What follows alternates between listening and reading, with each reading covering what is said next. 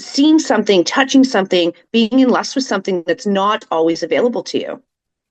Oh, so hot, right? Seek out what you can't Mhm. have. It's like the Yeah. epitome of like human seduction, really. It's so Yeah. good.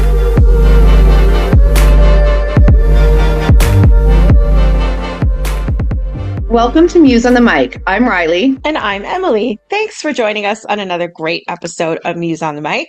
For everybody new here, welcome.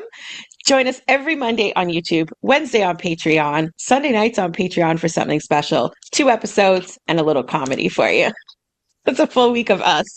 And a vital introduction. We are 2 owners of a legal and licensed massage parlor, aka Rub and Tug, aka Happy Endings, the whole shebang, the big works, 15 years in business, coming up on 16 this summer. Yeah. That's going to be a big one too. And we got a podcast where we talk about the industry, all sex work stuff, relationships, men, women, sexy things, everything in between. So, welcome everybody. Make sure you like the video, subscribe to the channel, follow our social media in the caption below. And Riley, give us a great introduction on what we're doing today. We're diving into a kink, and it really is the most common fetish out there. It's an Mhm. erogenous hotspot. We're talking about feet, guys. And this is, I mean, it's pretty mainstream, so it's not a very taboo topic, but it's extremely nuanced. And we have 2 videos to watch with you guys to kind of touch on different angles of feet and foot fetish, and of course, some personal stories to share. Our personal stories are the best. So y'all gotta hang in for those because we always tuck them in at the end, right? Sneaky. We have a lot of stories, 16 years worth, right? And actually, even Listen. further going back to Emily's career. Absolutely. I worked in the business for, gosh, 8 years and plus the 16. Oh my God. I don't even like how many years that totals. Anyways, talk from the chronological timeline. We have so many stories. And with that, we've also met and encountered so many different types of clients coming from so many different walks of life with very particular feat requests. And when Riley Yeah. says nuanced, I'd say put it in capital letters and underline it like 17 times because there's more categories in feet than I think there are in generic porn. Like it is so Well, particular and so nuanced. Y'all are going to learn so much today, or maybe you're going to kind of feel like a community has been found because we have so many foot fetish clients. We encounter even people overseas through the podcast that like certain things, and we always learn something new. So if you're brave enough, drop in the comments and share your angle of feet that you like, or if you're just curious to try it. If you're local in Toronto, always you can send us a DM if you want to arrange something at the spa. Yeah, I'm excited for this one. well, I think before we jump into this first video, which I will intro in a moment, let's see if we can do a little back and forth here because there really is so many layers and types of Yeah. foot fetishes that I'm convinced you know some I don't even know of. But let's even list a few back and forth, and I'll start with the first 2, which could Okay. be clean feet, well manicured feet, or dirty feet. Oh, good one. I know that there's people that like high heels and there's people that like Mhm. feet in pantyhose. Ooh. Also, running shoes, which will kind of play into the dirty feet or stinky feet. People that like eating off of feet or foot being put into their food. Ooh, they also like feet being put into their mouth. There's toes in Mhm. buttholes. There's all kinds of feet in too. There's also a huge fascination with nail polish, and that even Mhm. breaks down further to various colors. French manicure, red, cherry red, like, and so on and so forth. The requests come hard and fast. Ah, Yeah. And I know you were mentioning to me too before we started recording, for some it's the arch or even the spread of the toes, the different visual effects that the feet can give. absolutely. I've kind of learned indirectly somehow. I don't search feet porn, so I don't know how I came across the information, Right. but there's like popular poses in essence for feet. And some of them are the Yeah. toe spread, and some of them are like the scrunched point. Some of them are just flexing, Right. so you really show off the arch. There's people that really like the back view and are into heels too, like your Mhm. heel, not Mhm. high heels, which I thought that's interesting. That's so cool. I mean, we just keep going and going. But let's go into our first video. This one is from It's the Morning Show, or sorry, It's the Morning Shift, and this comes from Facebook. Awesome. Let's go. The most ridiculous reason that you stopped talking to someone. So I'm a toes guy. I mean, the body's meant to be devoured head to toe in my eyes. So we started talking, and I asked if I could see her feet. So she sent a pic, and not gonna lie, they were pretty sicky. This type of toes, you know, they make my mouth water. So it came down to us linking up. I drove an hour only to find out they weren't even her toes. They were her best friends. Had to wrap it up. Drive an hour back home with blue balls. We listen and we don't touch. I don't want to touch her toes.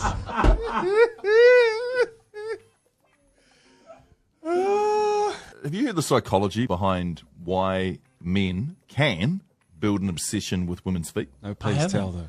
So apparently the psychology behind it is when you're neglected as a child, crawling on the floor, looking for affection, all you could see was your mother's feet. This is genuine study that's gone into this. And so you associate feet with that feeling of want and need. So our mate who just confessed then may have been looking just for that moment, for that hole. I think that's a perfect video to really dive into the psychology of a foot fetish. And I remember doing a tip on this as well. And it's the why for me that has me so intrigued by it. And I know, Emily, this is like your forte, digging into like, where do fetishes stem from? Where did this one come from? And I think they hit the nail on the head there.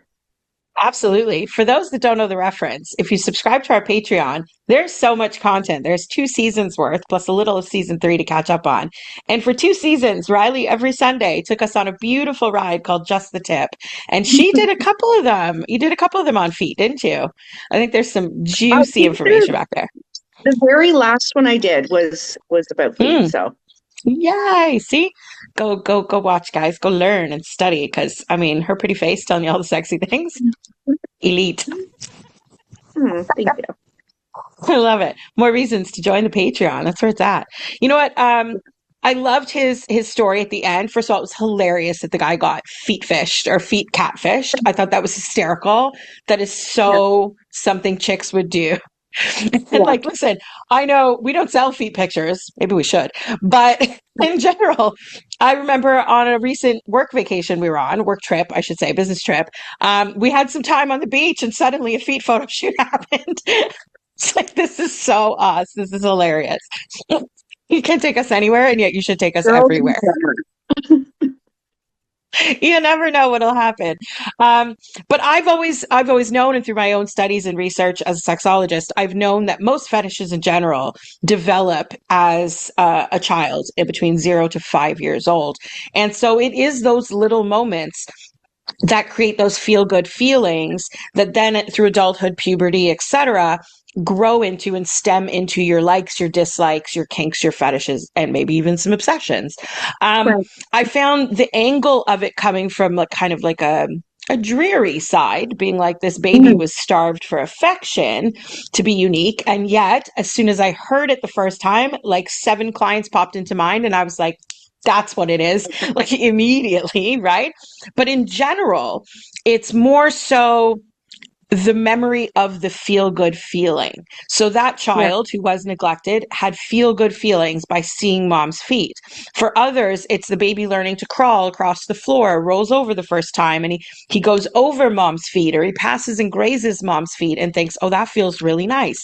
They're warm, they're soft, they're pretty, they're comforting, they're all the different things. Maybe mom has a hard day on her feet all day. She's a nurse. She kicks off her shoes and you remember the smell of her feet at the end of the day. Like, there are so many moments where those things come into play. The little boy that you take to the nail shop with you every time, probably had lots of time to stare at feet as a kid. Didn't know what he was looking at when he was 4, but remembers the smell of nail polish, or remembers the ladies putting on their little flip-flops afterwards, or that you'd bring your bummy Converse shoes instead of your pretty shoes to leave the pedicure salon, right? So all of those things, it all comes in totally, right? Like seeing all those bright colors as a kid, or letting them pick, they'll get all excited about it, and that can lead to things going forward. In my opinion, men with foot fetishes are great partners because They are very particular about aesthetic.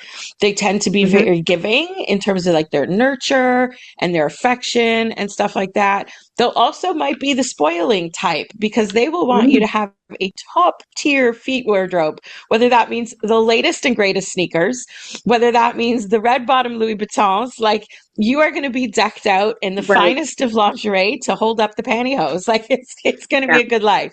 I highly recommend Foot Guys. Even if it's not your thing, who doesn't love a foot rub at the end of the day? And he's happy as a clam. Win-win. And I think that the psychology of it, like I said, it is so mainstream that I don't think there's a lot of shame around it. But for any of our listeners that are hearing this, if you are one of those closet foot fetishists, just reassuring you how normal it really is and that psychology of why you are where you are. And I think the psychology piece is interesting culturally as well, because Yes. oftentimes it's the forbidden fruit or wanting what's concealed. And in many cultures, like we walk around in flip-flops, that's very normal in the summer. But in some cultures, it's not. Just like ankles are very highly sought after depending on what culture you're coming from. So again, it adds in seeing something, touching something, being in lust with something that's not always available to you. Oh, so hot, right? Seek out what you can't have. It's like the Yeah. epitome of like human seduction, really. It's so Yeah. good. And it's very true. You're right. In a more like Western culture, and that is saying that I know people, for example, in Australia are often barefoot. They don't have rules about you need shoes in a grocery store. Right. They walk around in beach culture all day long, just barefoot, living life. To me, Mhm. that might be a little strange. I don't know if Toronto streets would want to see my feet. I don't know if my feet would want to see Toronto streets. Granted, Right. there's been younger drunk nights where the heels came off and I walked the fuck to the taxi in Sure. bare feet. So you figure Go it get your hot out. dog. But therein stems all of the bits and pieces of the nuances, right? Because if you meet that girl at the bar and you do get her nice and drunk, and then she kicks off those shoes and you like dirty feet, boy, you won the lottery that night. Heaven. That's a pickup Heaven. win right there. Yeah. To me, that's like absolutely brilliant. So it's all around. I was saying to you earlier too, when we were just like briefly chit-chatting before recording, that I even remember in my like teen years when I took public transit, as soon as the birds and the bees and the sunshine comes out after the winter, men are excited that the skirts are back, the shorts are back, the tank tops are back, skin is in, right? But it's Right. also the open-toed shoes, the strappy heels, the flip-flops, feet are on display. And I remember dudes on this, like the bus or the subway car or whatever, just being like Staring. Yeah. looking and staring at all the feet. I don't blame them because it was hidden for like 4.5, 5, 6 months, depending on how the winter goes, right? And Yeah. finally, their thing is back. And imagine having a thing that you could see for free in the general public. That's crazy to me. That's wild and crazy in a great way. Absolutely. And especially now in our society in this day, I mean, you can sell this shit. Like can put that online. Giving it away for free. I don't know. Right? I no longer post my pedicure pictures because I'm like, no, nobody can see. You can see my nails, but that's about it because that shit ain't free in this world anymore. And I love it. And I think that brings us into our next video because that's really kind of leading into the fact that online content selling of any sexual nature is actually sex work. You can be in Yeah. denial about that all you want, but denial is a river in the east. Like, go on and argue with your mama because it is what it is. And I think online culture has changed that, but the pandemic really skyrocketed just selling online content, especially people new to sex work, jumping into being an online sex work content seller. And a lot of that for many people is foot fetish, but there are Yeah. also men that sell feet pics. And I find that absolutely fascinating. So let's watch So the do I. video and we'll jump into Yeah. all these nitty gritties on the other side because there's a lot to it. Yeah. We definitely need to talk about the sex work side of this. But first, we're going to watch Tony and Ryan's podcast. We love them. They're so funny. Her So laugh good. is just addictive. She's It'll great. get you giggling too. Enjoy, guys. We'll see you on the other side.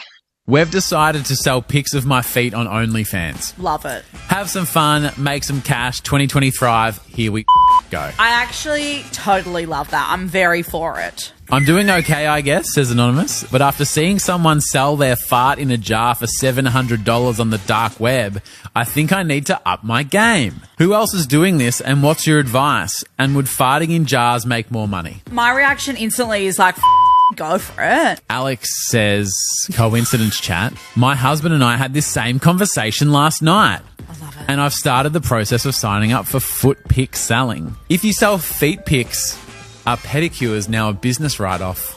Yes. One, surely. Lena said, I had this conversation with my husband last night. Can I just say I love that all the husbands are getting on board? Absolutely. They're like, I'll take the photos for you. I'll hold the ring light. I love it. Would the farts stay in the jar, know. though? Wouldn't it, like, the smell wouldn't still be there? Lena said, why do farts have to be sold on the dark web? Everyone farts. Can't we just do it freely? But then it wouldn't be worth what it's worth. And then there's a comedian in the replies. Ryan John, obviously. No, it was Can. He says, I can't sell farts on the open market because you can't sell weapons of mass destruction. I love those two. Their dynamic is so cute. It's how you be best friends, is be really open, right? Talk about anything, as we know. You know what I love the most about that was that it's hubbies helping wives. It's hubbies on board. It's a joint effort. Honey, we are now in business. And I love it. Right. He's going to be the photographer, maybe the editor, maybe the uploader, whatever he is. She's the model. She's the star. Let's make some money, baby. And I think Cute.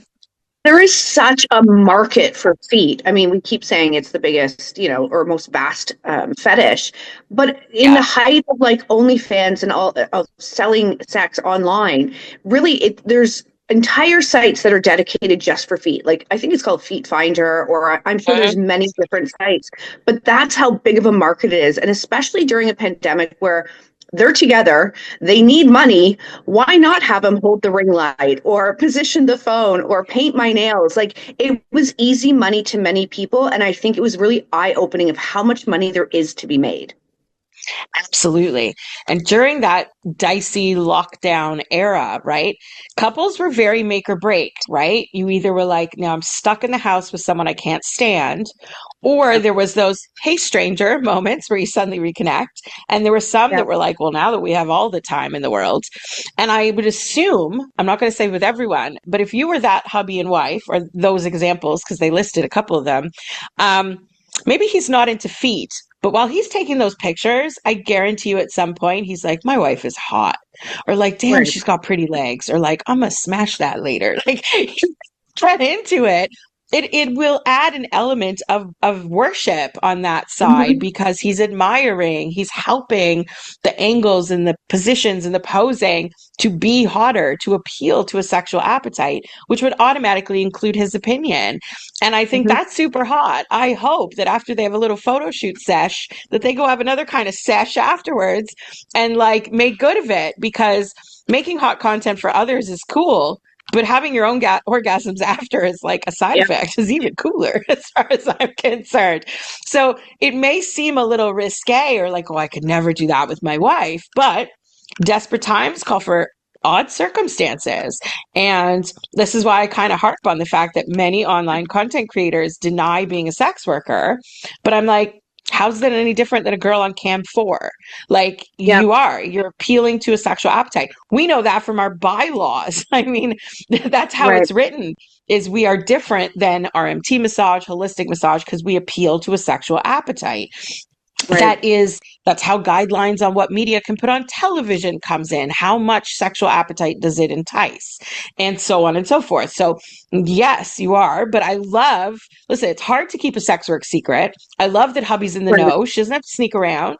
And like I said, maybe it's a benefit to not just their finances, which can reduce arguments and tension and stress in a marriage and a relationship in the home, but maybe it would enhance their stuff a little bit, enhance their chemistry, their connection. Maybe he's never spent 2 minutes before that to look at her ankles, but suddenly he comes home with a little anklet for her from Tiffany's and he's like, here's those shoes you wanted. We're going to make more money on this shoot this weekend. And like, babe, just put them on for me with something cute. I love it. And when we think of our experiences as owners of Muse, I mean, we come across foot fetish requests all the time. And because it's a pretty simple fetish, oftentimes it doesn't even come through us. It will be direct in the room with the attendant. Can you do A, B, and C? But the times it has come through us, the requests are unique. I'm always surprised yet not surprised by them. Oftentimes they have to do with food or some sort of kind of a trampling or worshiping situation.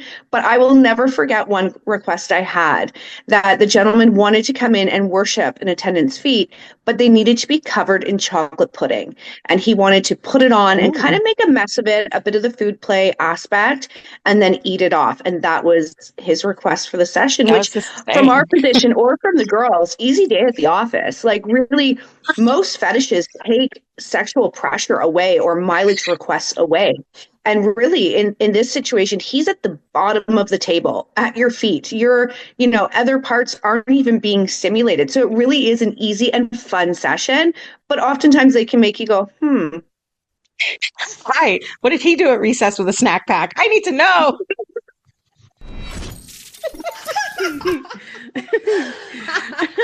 Oh, no. And the tow hitch is going to automatically pop out of the bumper. Oh, no. Again? No. Sporga. just no. Oh, the visual that creates. Yo. Ouch. I'm just wondering if that's towards the women or the men. It could go easy. Oh, get it. Get it, doggy.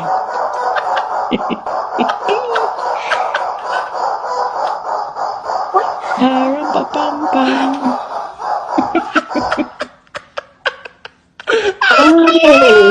Oh. I was like, what the hell is that? And this is why the dinosaurs aren't here anymore. What do you call girl on top? What do you call it over here, man? What do you call girl on top? Cowboy? Cowboy?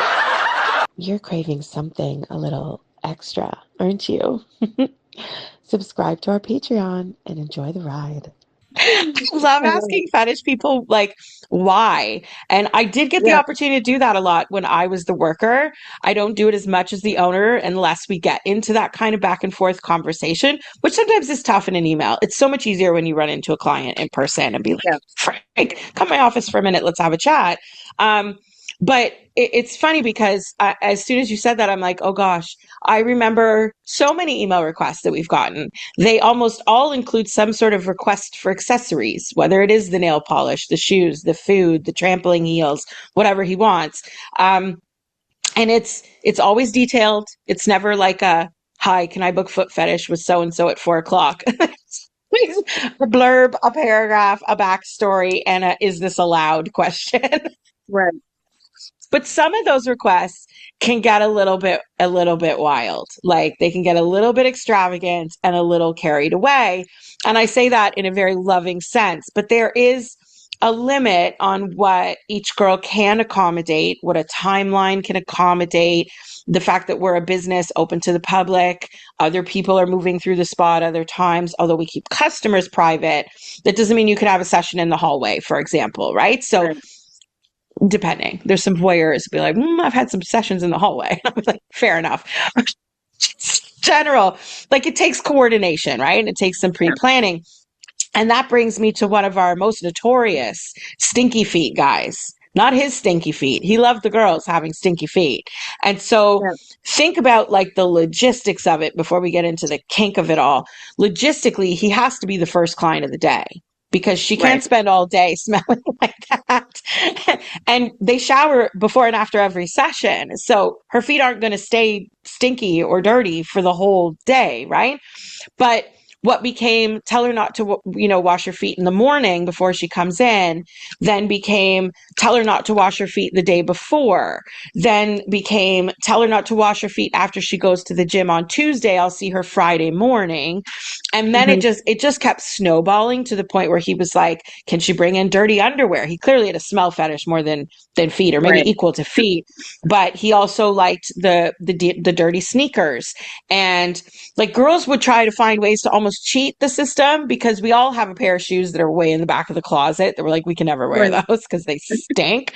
Or I wore them barefoot once and I ruined those shoes.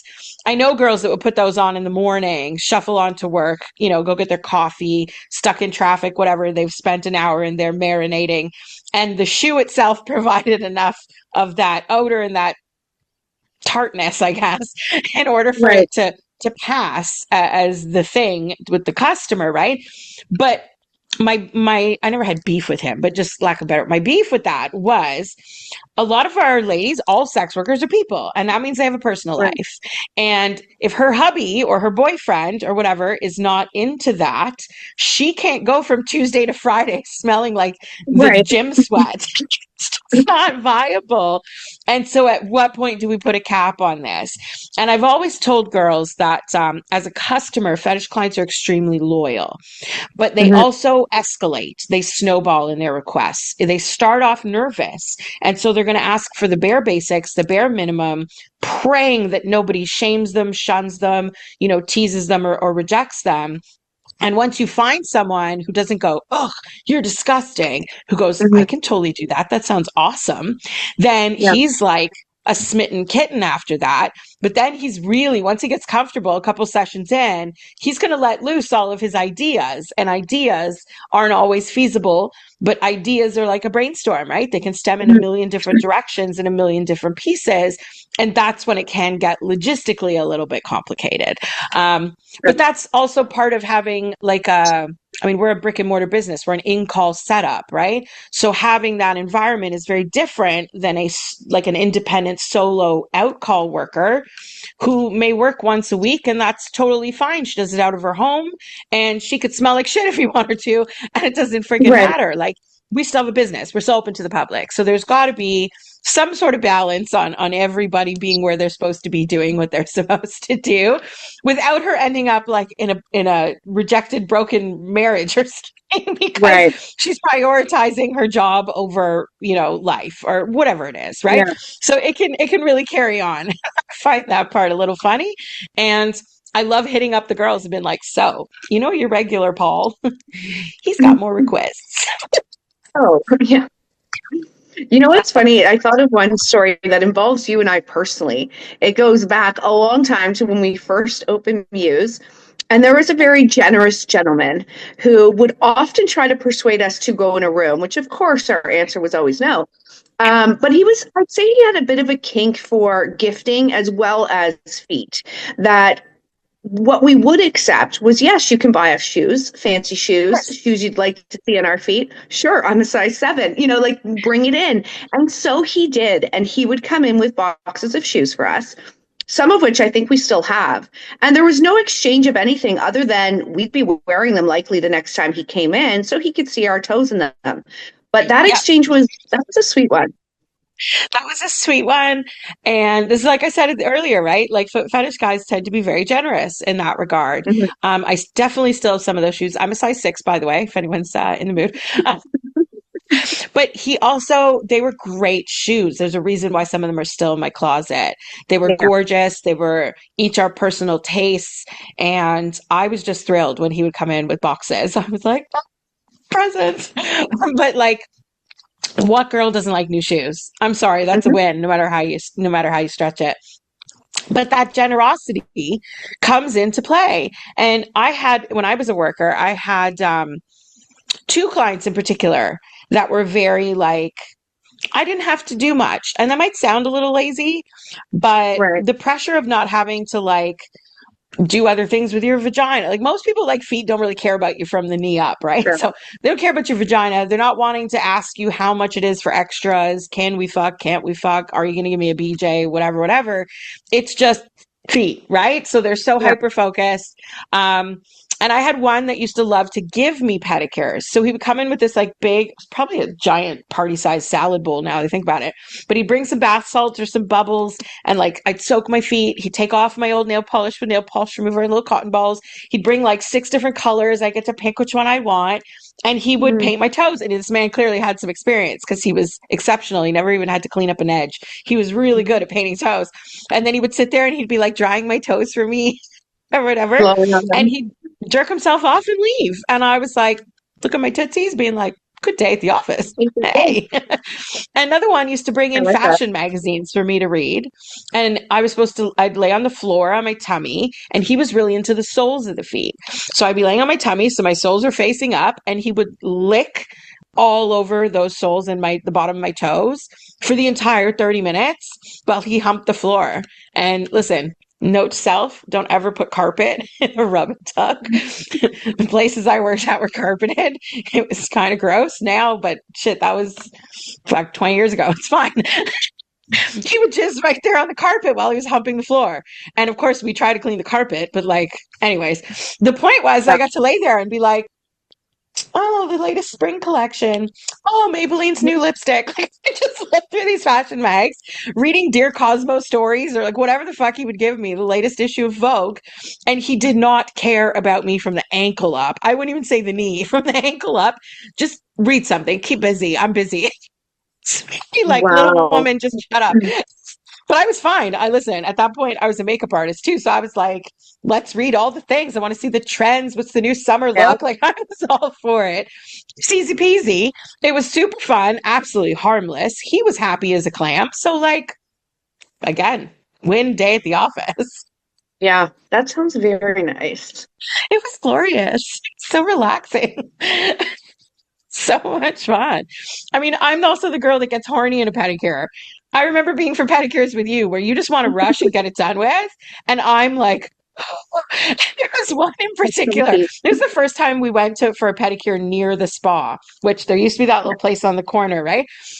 And we went there. And at one point you looked at me, you were like, what is wrong with your face? Sitting there like, oh, like just so aroused. Like, fix your face right now. Oh man, is it obvious? Because I'm sitting there, my pussy's wet, my toes are getting like all day, like doted on. The massage is just glorious, and I'm absolutely aroused. I'm sorry, but like maybe I shouldn't put it on my face. That's so funny. That's classic Emily and Riley when we're out in public. She's like, let's get this shit done, and I'm like, hold on, it feels good. We're so similar yet so different. It's true. So true. So funny. And yet expected, right? Because you're just like, come on, fix your shit, let's go. And I'm like, oh man, okay, fine. There you go. But like, here's another one for you. And I don't know if any of our girls have ever had this, but on my very first day in the biz, I witnessed a foot job for the first time, which for anyone new, foot jobs are fun, first of all. They're great ab and thigh work for anyone working on their core. But the premise generally is your feet pressed together. Chances are your arches will be kind of like this. And you use your feet to stroke, right? So your up and down him can be a little back and forth. It could be a little rubbing with your toes all over the place. There's lots of moves, right? But you got to learn them. And the best way to learn them is to see them. And at the parlor that I barely call it a parlor, the apartment that acted as a parlor for 6 years of my career, was the ghetto fabulousness of it made it that much like kind of salacious, but added to the hotness of it. And so we had a lot of weird situations. I'd say even more so than today's current times, just because the environment led to more weirdness. But I remember we did shadowing, like we would watch another girl's sessions instead of being trained, which in hindsight, I'm so glad we trained people. But here I am in my second session of the entire day. My first session was with a guy with a micro penis. So I'm just learning left and right. And all of a sudden this girl's up on the table with her feet on his cock and she's like going to town with like her legs and she's ab working. And I'm like, what the fuck is right now. I have no idea what's going on. I've never seen anything like this. He's like, turn around. And she gets in like doggy style and puts her feet together. He grabs her feet and he's standing at the end of the massage table, fucking the crap out of her arches. He's holding them together for the tightness he needs. He's pouring the oil bottle's right there. I was like, what? Wow. This is not what I was told. And yet, there was my lesson. Like after that, it was up to me and my creativity to figure out the rest, right? But it really kind of ripped the Band-Aid real fast on A, fetishes, B, feet, C, foot jobs. And by the end, he cummed on her toes, was happy again as a clam, and walked out the door and carried on with his Tuesday. Like, it was a That's scene. crazy. You know what? If it wasn't for owning Muse, I probably wouldn't know all of these things. But yeah, I think for the general public, unless that's exactly what you're looking for, maybe you love feet or love having them touch your penis. But yes, you can get a foot job. And if your wife will come to Muse. But it is possible. And I think so many people maybe don't know that fact. So there's an interesting piece for you. I love it. Foot jobs, trampling, which basically means stepping on people, on body parts, all of those things. I've told a few of those stories on the pod for sure. Yeah. Because some of my, when you're doing other things in the room, you face the mirror a little more at different angles than you normally would. And for years, I tried not to look myself in the eye. And when you're trampling on someone, you definitely have some of these moments in the mirror, Right. and you really contemplate your life. It's interesting. But trampling scared the shit out of me when I first heard about it. I was like, you want me to what? Like, I was what, 20 when I started? I was 19 when I started. I was tiny little paperweight, and I still was afraid to like put my full weight on something. You want me to step on your dick or your chest or I barely sit on a man's lap with full weight. Like, are you kidding me? I don't sit on a public toilet with full weight. Like, the hover is real, right? And I was like, you want me to jump? What? Who? How? How are you going to make, like, do we have insurance? Because that seemed outlandish. In hindsight, I totally get it. It's the pressure. Yeah. It's being under the power of a foot. It's very submissive. It's very powerful from her end. It doesn't have to be verbally dominant. It doesn't have to be a girl in leather and whips and stuff, but the dynamic, the physical dynamics, the energy, the chemistry is she's in the power position. He's definitely the submissive at the bottom and at mercy to her feet. And so if she wants to jump hard, she will. If she wants to daintily tickle, she will. Like, it's really her control and her say, even though it's his requests and obviously consent and client comes with the ideas.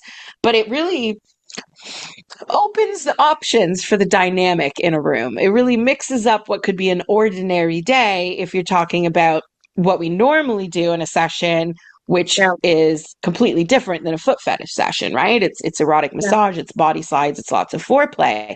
But I also knew guys who liked regular sessions who, if you were up sitting on their face and they were eating you out, their hands would go right to your feet. Maybe they didn't have a foot fetish, but maybe they really liked feet. Or maybe I knew girls that while they did their massage, they would massage clients' feet. Like, feet have so many nerve endings. That's why things like, acupressure and Reiki exist, because every part of the foot connects to a different part of the body. It makes sense to tease, to stimulate, to get blood flow to those areas. It feels good. It feels nice.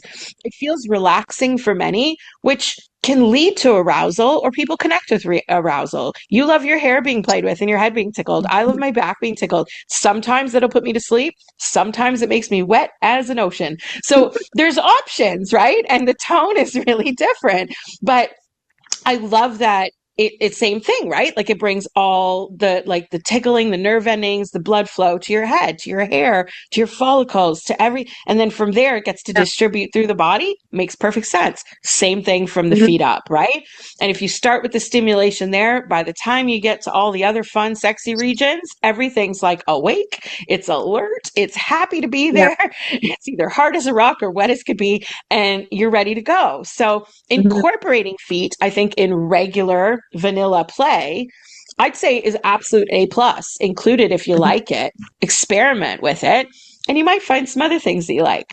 I do have one foot job tip, though, for people that may be playing at home, or maybe on vacation, or a hotel, if it pops in my mind of options here, is when you're in the water, penises float and gravity works for you instead of against you. Right. And so if you're both in a bathtub facing each other, it is so easy to foot job him while he's like floating around like a beacon in motion. And you don't have to fight the gravity, the flop, the keeping it in any different angle.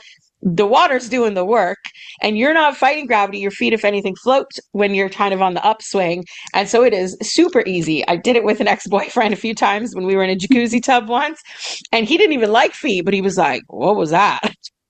Right? I love that.